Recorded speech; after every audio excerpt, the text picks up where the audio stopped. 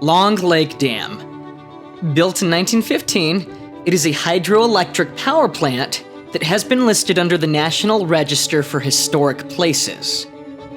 The dam is a part of the Spokane River and forms the Long Lake portion of the Spokane River. The dam stands at 213 feet tall and is surrounded by tall granite walls.